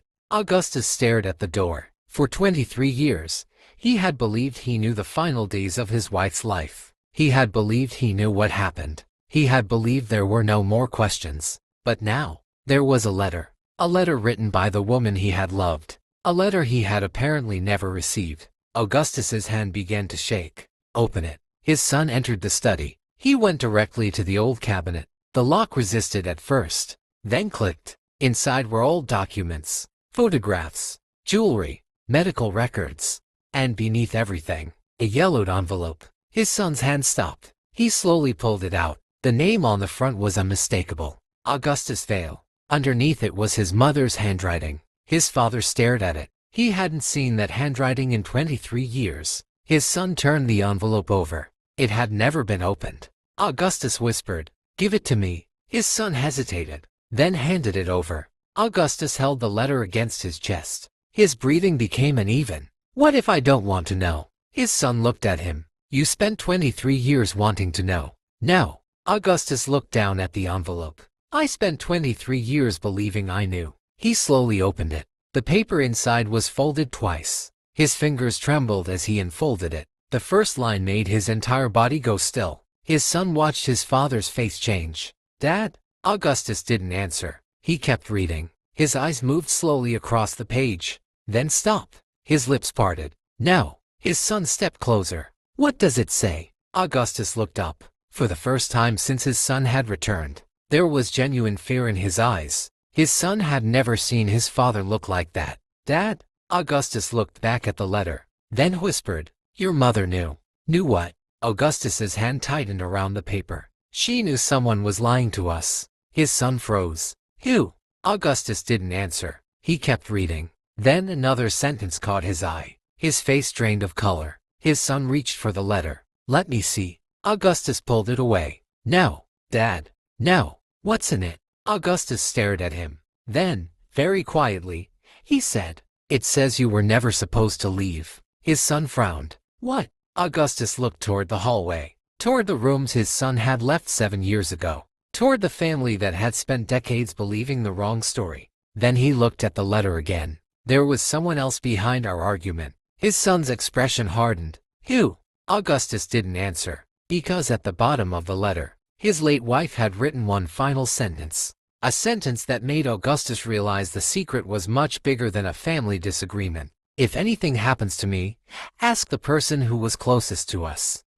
They know why our son was forced to leave. Augustus's eyes lifted slowly. His son stared at him. Who was closest to us? Augustus looked toward the hallway. His face suddenly became unreadable. Because there was only one person who had been inside this house during those final days. One person who had known everything. One person Augustus had trusted for more than 30 years. And that person was still alive. Augustus whispered the name. His son's face changed. No. Augustus nodded. Yes. Then, from somewhere behind them, came the sound of a door closing. Everyone turned. The hallway was empty, but on the floor, someone had left a single old photograph. Augustus stared at it. His hand began to tremble. Because the photograph showed his late wife standing beside a man Augustus recognized immediately. A man who had sworn for decades that he had never been involved. A man who had disappeared from the Vale family 7 years ago. And written on the back of the photograph were 4 words. He knew everything. Augustus stopped breathing for a moment. His son stared at the photograph, then at his father. Who is that? Augustus didn't answer. He couldn't. His eyes remained fixed on the man standing beside his late wife. A man who had once been part of almost every important moment in the Vale family. A man Augustus had trusted with his business, his home, his marriage, his secrets. His name was Richard Hale. For 31 years, Richard had been more than Augustus's closest friend. He had been his business partner, his advisor, the man Augustus called whenever something went wrong. And 7 years ago, Richard had disappeared. No explanation, no goodbye, just gone. Augustus had always assumed he left because he was ashamed of the financial scandal that had surrounded the family. But now, he wasn't so sure. His son picked up the photograph. Dad. Augustus looked at him. Where did this come from? I don't know. You knew him. Augustus almost laughed. I knew him better than I knew myself. His son looked back at the photograph. And Mom knew him too. Yes. Why is she standing beside him? Augustus said nothing. His son turned the photograph over again. 4 words. He knew everything. His expression changed. What does that mean? I don't know. You just said you trusted him. I did. Then, why would Mom write this? Augustus looked toward the old cabinet. I don't know. His son stepped closer. Dad, 23 years ago, Mom died. I know. And 7 years ago, I left. I know. And now we find a letter saying I was forced to leave. Augustus nodded slowly. And a photograph saying Richard knew everything. His son's voice became sharper. Those things can't be a coincidence. No. For the first time, Augustus agreed without hesitation. No, they can't. Behind them, Amara stood silently in the doorway. She had heard enough to understand that something terrible had been uncovered. She looked at Augustus. Sir. He turned. Amara. She hesitated. Should I get Noah? Augustus shook his head. No. His voice softened. Keep him upstairs. Amara nodded. Then she looked at the photograph. Who is that? Augustus stared at the picture. Someone I should have questioned a long time ago. Amara's expression tightened. What happened? Augustus looked at his son. 23 years ago, my wife and I had an argument. His son nodded. The night before she died. No. Augustus swallowed. 3 days before. His son frowned. That was when the letter was written. Yes. What was the argument about? Augustus closed his eyes. I don't remember. His son stared at him. You don't remember? I remember being angry. What were you angry about? Augustus opened his eyes. I thought she was trying to convince me to leave Richard. His son went still. Why? Because she told me I was trusting the wrong person. Silence. His son looked down at the photograph. Did she tell you why? No. Why didn't you ask? Augustus looked at him. Because I was angry. His son gave a bitter smile. You always were. Augustus accepted the words. Yes. His son looked at the letter. What happened after the argument? She went to bed. And you? I went to the office. You left her. Augustus nodded. I thought we'd talk the next morning. His voice cracked. We never did. His son lowered his head. For a moment, neither man spoke. Then his son asked quietly, where was Richard? Augustus froze. I don't know. You don't know. He told me he was out of town. Did you verify it? No. His son stared at him. You trusted him. Yes. More than Mom. Augustus's face tightened. No. His son didn't respond. Augustus looked down. But that night, he took a breath. I behaved like a man who believed he had unlimited time. His son looked away. That's what people always think. Augustus nodded. Until they don't. The room became quiet again. Then Amara noticed something. Sir. Augustus looked at her. She pointed toward the photograph. There's something behind it. His son turned the photograph over. At first, there was nothing. Then he noticed a small crease along the bottom edge. He carefully pulled at it. A thin piece of paper slid out. Augustus's eyes widened. What is that? His son unfolded it. There was only one sentence. The truth was never in the letter. He looked at his father. What does that mean? Augustus shook his head. I don't know. Amara stepped closer. Maybe the letter was meant to lead you somewhere. Augustus looked at her. What do you mean? The letter tells you to ask the person who was closest to you. She pointed toward the photograph. But the photograph says he knew everything. Her eyes moved toward the small paper. And now this says the truth wasn't in the letter. Augustus stared at her. His expression changed. You're right. His son frowned. Right about what?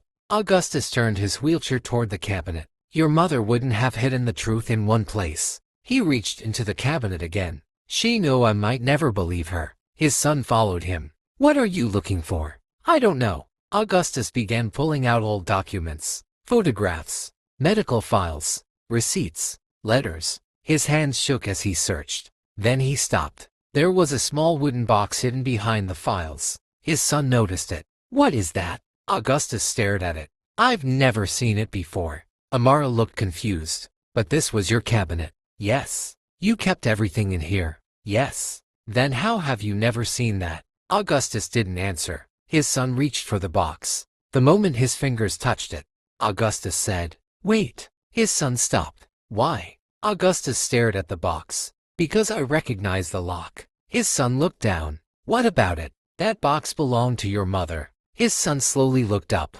Are you sure? Augustus nodded. She kept it beside our bed. Why would it be here? I don't know. His son examined the lock. There isn't a key. Augustus's eyes moved toward the old photograph, then toward the letter, then back to the box. Maybe there is. He looked at Amara. Did you see any jewelry in the cabinet? She shook her head. No. Look again. Amara carefully searched through the drawers. Nothing. Then she noticed a small velvet pouch underneath the photographs. She picked it up.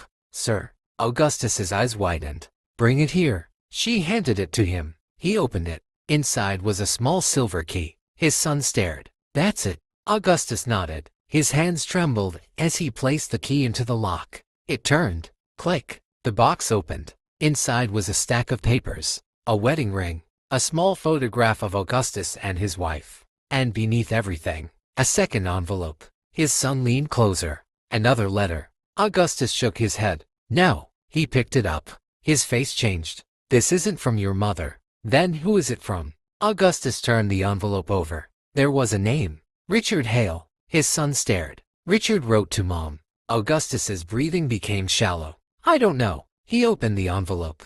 Inside was a single page. He began reading. His eyes moved across the words, then stopped. His son watched his father's face. Dad? Augustus didn't answer. Dad, what does it say? Augustus slowly lowered the paper. His voice was barely audible. Richard knew your mother was afraid. Afraid of what? He said she had discovered something. What? Augustus looked at his son. Something about the company. His son frowned. What does that have to do with me? Augustus's expression hardened. Everything. He handed him the letter. His son read the first few lines. Then his face changed. No. Augustus looked away. His son continued reading. His breathing became faster. Dad. What? This says someone was using my name. Augustus nodded. For what? Money. His son looked up.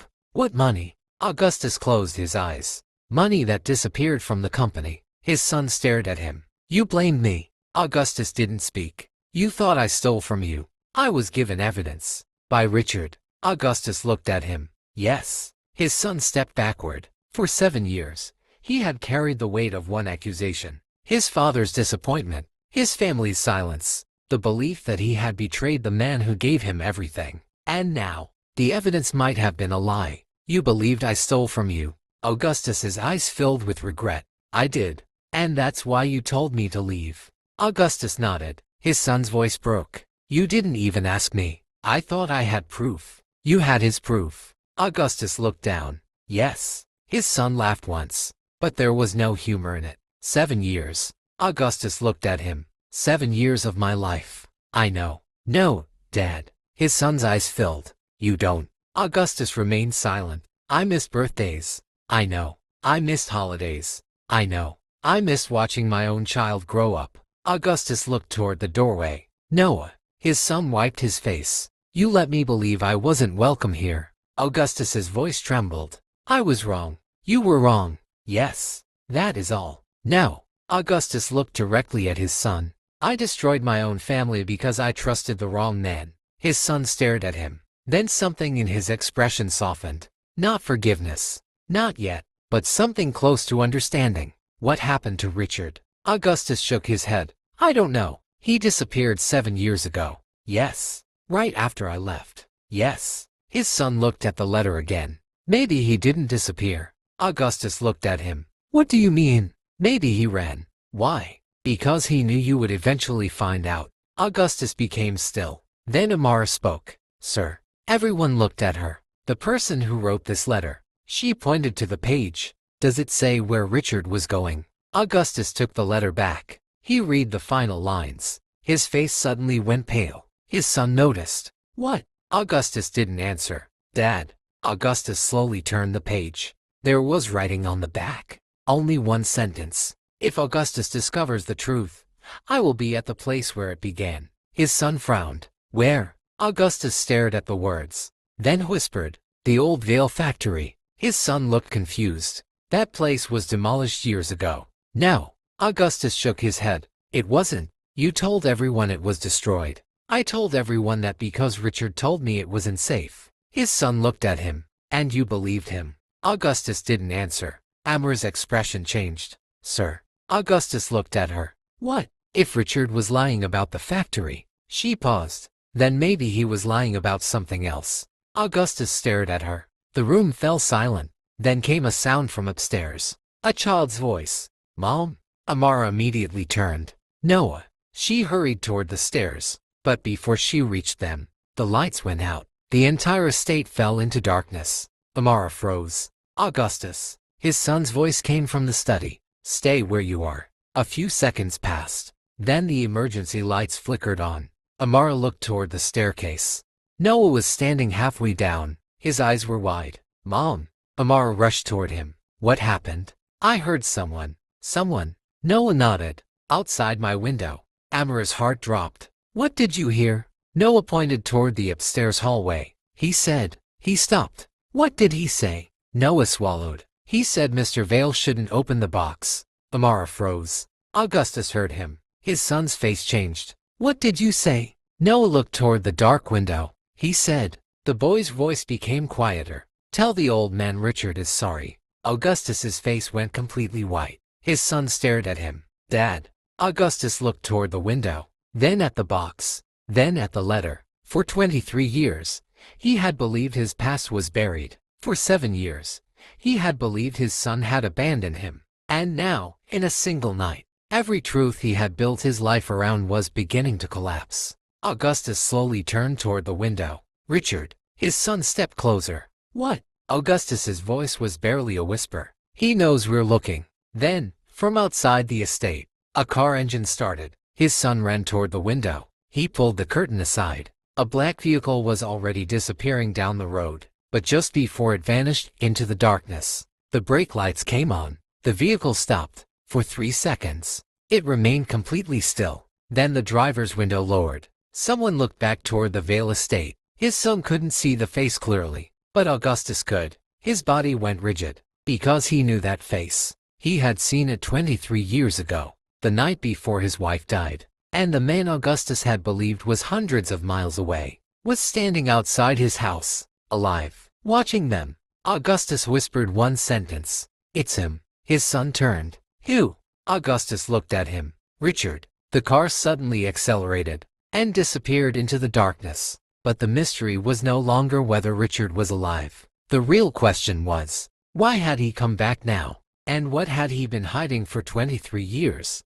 The car disappeared beyond the trees, but nobody inside the Vale estate moved. For several seconds, the only sound was the ticking of the old grandfather clock in the hallway. Augustus stared through the window. His son stood beside him.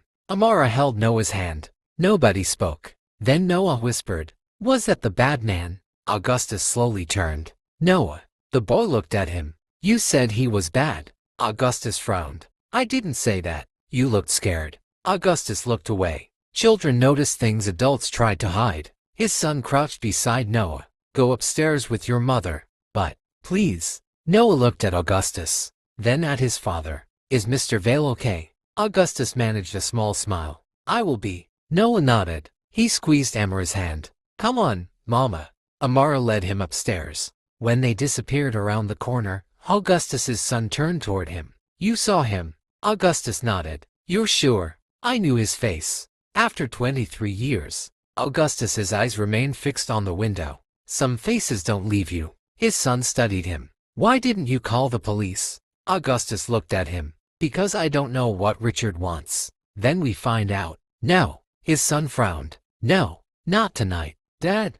He was outside our house." "I know. He knows we're looking."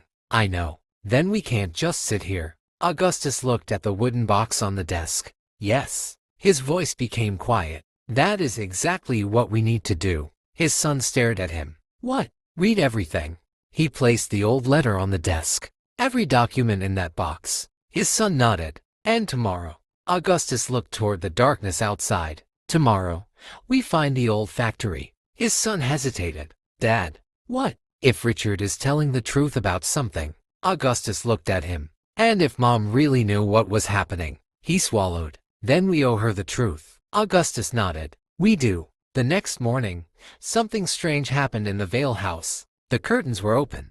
Every one of them. For more than 20 years, Augustus had preferred dark rooms. He said sunlight damaged the furniture. His son knew better. The darkness had simply become part of his father's life. But that morning, sunlight poured across the dining room table. Amara noticed it immediately. She stood in the doorway holding a tray. Augustus was sitting near the window. Noah was beside him, drawing. His yellow truck was parked underneath the table. Amara smiled. "You opened the curtains." Augustus looked at her. "I did." "Why?" He looked outside. "I wanted to see the garden." Amara smiled. "You've had that garden for 23 years. I know. And you're only seeing it now." Augustus gave a quiet laugh. "Apparently." Noah looked up from his drawing.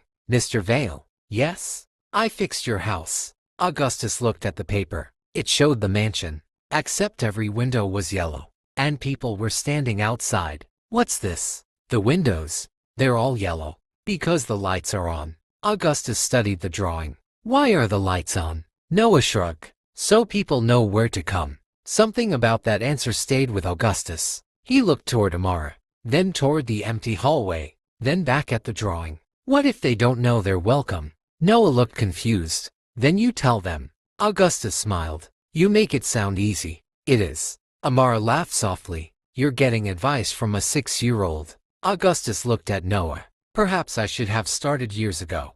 Later that morning, Augustus called his son into the study. The desk was covered with documents. His son walked in. "You wanted me?" "Yes." Augustus pointed toward the chair. "Sit." His son sat. Augustus pushed a folder toward him. "I've made a decision." His son opened it. Inside were financial records, property documents, foundation papers, and a handwritten list. He looked up. "What is this?" "Everything I own that can be put to better use." His son frowned. "Dad, read it." He did. Then his eyes widened. "The East Wing?" "Yes." "You want to turn it into a childcare center?" "Yes." "For single mothers?" Augustus nodded. His son looked stunned. "What made you decide this?" Augustus was quiet for a moment. Then he answered. "Your mother." His son looked down. "She used to tell me something." "What?" "That a house isn't valuable because of how much it costs." Augustus smiled softly. "It is valuable because of what happens inside it." His son looked at the plans. "How many families?" "I don't know yet." "You've already planned this." "Not properly." He looked toward the window. "But I know what I want." His son smiled faintly. "What?" "A place where a mother can work without worrying about who is watching her child." He paused. "A place where a child doesn't feel like a burden." His son looked at him. "That's what you want." "No." Augustus's eyes softened. "That's what I should have wanted a long time ago." Amara entered the study a few minutes later. Augustus looked up.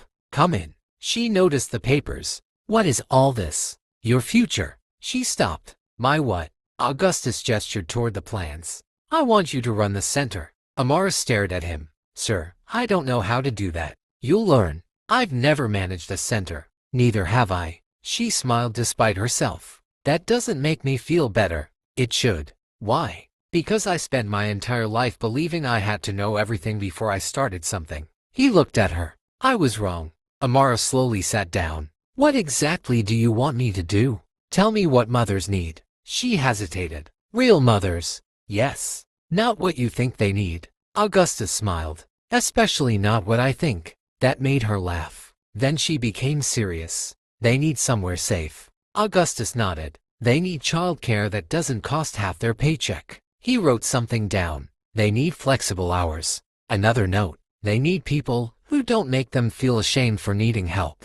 Augustus stopped writing. He looked at her. That one matters. It matters most. Amara looked toward the window. Sometimes people don't need someone to rescue them. She paused. They just need someone to stop making survival harder. Augustus slowly nodded. Put that in the mission statement. Amara smiled. You're serious? I am. That afternoon, something unexpected happened. Augustus asked his son to walk with him. Not the staff, not the manager, just his son. They moved slowly through the east wing. The rooms had been empty for years. Dust covered the furniture. Old paintings hung on the walls. His son looked around. I haven't been here since I was a kid. Augustus nodded. You used to hide in that room. His son smiled. Mom used to find me every time. She always did. They stopped outside an old bedroom. Augustus looked at the door. This was your mother's favorite room. His son looked surprised. I thought her room was upstairs. It was. Augustus opened the door. Inside was a small garden table, several old books, a wooden rocking chair, and a faded photograph. His son walked toward it. He picked it up. His mother was standing beside a much younger Augustus. They were smiling, really smiling. His son stared at the picture. I don't remember you looking like that. Augustus gave a quiet laugh. I don't either. His son looked at him. Dad. Yes? Was she happy? Augustus looked at the photograph. I think she was. You're not sure? I was too busy trying to make money to notice. His son's eyes lowered. Augustus continued. She noticed everything. He smiled. She knew when you were pretending to be sick. His son laughed. I wasn't pretending. You were. I had a stomachache. You ate 6 cookies. His son laughed again. For a moment, they were simply father and son. Not to men carrying 20 years of resentment. Not to people trying to repair a broken family. Just a father remembering his child. And a son remembering his mother. Then his son noticed something written on the back of the photograph. He turned it over. His smile disappeared. There were 3 words. Ask about Richard. He looked at his father. Dad. Augustus's expression changed. What? He handed him the photograph. Augustus read the words. His face became serious. She left clues everywhere. His son nodded. Maybe she knew you wouldn't believe her. Augustus swallowed. Maybe. That evening, Augustus sat alone in the garden. Noah came running toward him. Mr. Vale. Augustus looked up. What is it? Noah held a small flower. I found this. Augustus smiled. Beautiful. It was growing by itself. Most things do. Noah shook his head. No. He handed it to him. Someone has to take care of it. Augustus looked at the flower. Then at the boy. Who takes care of you? Noah answered immediately. Mama. And who takes care of your mama? Noah thought about it. Then pointed at Augustus. You. Augustus laughed. That's a big responsibility. Noah nodded. You're old. Augustus raised an eyebrow. Excuse me. You need help. Augustus laughed again. I suppose I do. Noah sat beside him. Are you sad? Augustus looked toward the house. Sometimes. Why? Because I made mistakes. Noah thought for a moment. Did you say sorry? Augustus nodded. Not enough. Then say it again. Augustus looked at him. Again? Yes. Who should I say it to? Noah shrugged. Everybody. Augustus smiled. That's a lot of people. Noah stood up. Then start with 1. And ran back toward the house. Augustus watched him disappear. Then he whispered. 1. That night, his son found Augustus in the study. The old wooden box was open. Every document had been spread across the desk. His father looked exhausted. What did you find? Augustus didn't answer immediately. Then he pushed one document across the desk. His son picked it up. It was a bank transfer. His name was on it, but the signature wasn't his. His eyes narrowed. This isn't mine. I know. Another document. Another transaction. Another false signature. His son's hands began to shake. How many? 32. He stared at his father. 32. Augustus nodded. Over 18 months. His son looked at the documents. Who had access? Augustus was silent. His son slowly looked up. Richard. Yes. But someone else had access too. Augustus nodded. Who? His father looked toward the hallway. There were only 4 people who could enter my office without asking. His son waited. Me. He paused. Your mother. Another pause. Richard. His son frowned. And the 4th. Augustus looked at him. Your mother's personal assistant. His son froze. What happened to her? Augustus leaned back. She died. When? 6 months after your mother. His son stared. How? Augustus looked down. I was told it was an accident. Silence. His son slowly placed the document on the desk. Dad. Augustus looked at him. We've been looking for Richard. Yes. But maybe Richard isn't the person who started this. Augustus's expression changed. What are you saying? His son pointed at the documents. Someone had to know what Richard was doing. Augustus stared at the papers. Then he looked at the photograph of his wife. For the first time, another possibility entered his mind. Richard may not have been the mastermind. He may have been protecting someone. And if that was true, the person Augustus had trusted for 23 years might not have been the person he needed to fear. His son stood. We need to find that assistant's records. Augustus nodded. I'll call the attorney. No. His son looked at him. We do it ourselves first. Why? Because if someone has been hiding this for 23 years, he picked up the photograph. They'll know the moment we start asking questions. Augustus stared at his son, then smiled faintly. You've changed. His son looked at him. So have you. No. Augustus shook his head. I've just finally started listening. The next morning, the East Wing opened its doors. There was no grand ceremony, no press, no photographers, just Amara, Noah, Augustus, and his son. The first mother arrived carrying a small bag. She looked nervous. Amara greeted her. Come in. The woman hesitated. Are you sure? Amara smiled. Yes. Behind her, another mother arrived. Then another. Within an hour, there were dozens. Children played in the garden. Someone laughed in the hallway. A baby cried. A woman asked where the kitchen was. Someone dropped a cup. Noah ran through the corridor with his yellow truck. And Augustus sat in his wheelchair watching the house change. His son stood beside him. You okay? Augustus nodded. I'm more than okay. He looked around. This house has been waiting for this. His son smiled. What noise?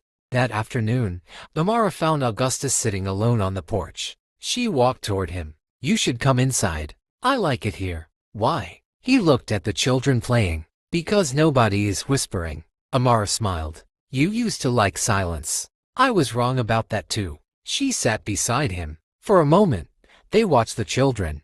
Then Augustus said, Thank you. Amara looked surprised. For what? For staying. She smiled. I almost didn't. I know. You made it difficult. I know. She laughed. You know everything today. Augustus smiled. No. He looked toward the garden. I'm learning. Amara nodded. Then Augustus noticed Noah standing across the lawn. The boy was holding his drawing. He walked toward them. Mr. Vale. Yes? I made another one. Noah handed him the paper. Augustus looked down. It was a drawing of the mansion. But this time, there were people everywhere. Mothers, children, Amara, his son, and Augustus sitting in the garden. At the top of the page, Noah had written in even letters. Everybody belongs somewhere. Augustus stared at it. His eyes filled. Amara noticed. Are you crying? No. She smiled. You are. Augustus wiped his eyes. I think Noah has terrible manners. Noah grinned. You're crying.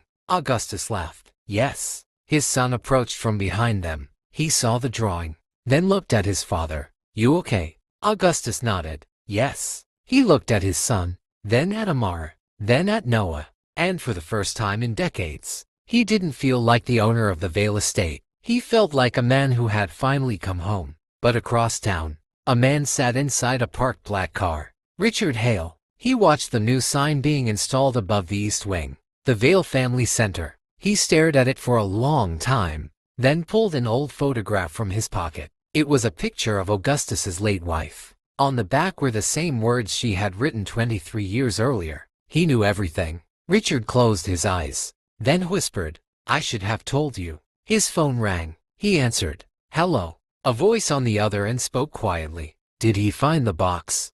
Richard's face tightened. Yes. And the letter? Yes. A pause. Then you need to leave. Richard looked toward the Vale estate. No. Richard, I ran once. He stared at the house. I won't run again. You don't understand what will happen if Augustus learns who really caused the separation.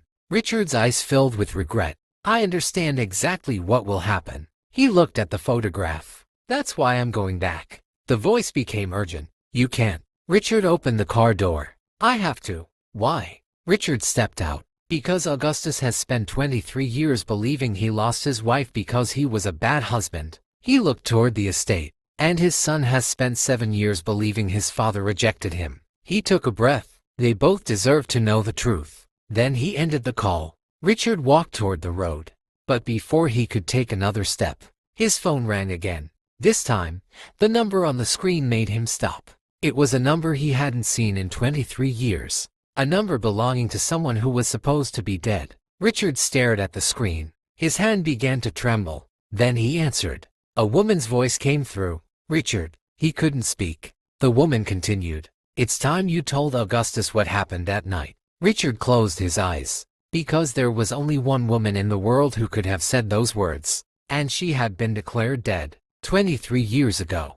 Sometimes the people who seem the hardest to love are the ones who need it most. And sometimes, the person you spend your whole life trying to forget is the person you were supposed to thank. The house was quiet that evening. Not the old kind of quiet. Not the lonely quiet Augustus had known for decades. This was different. This quiet felt peaceful. Noah was asleep upstairs. His drawing was still sitting beside Augustus' photograph. And in the kitchen, Amara was humming softly while washing the last few dishes. Augustus stood in the hallway, watching her. For the first time in his life, he didn't feel ashamed. He walked into the kitchen. Mama. Amara stopped. She turned around slowly. What is it? He looked at her for a long moment. Then he smiled. I don't think I've ever said thank you. Amara laughed softly. Thank me for what? For staying. Comment part 2 if you want to see the reunion, and don't forget to tell me where you're watching from.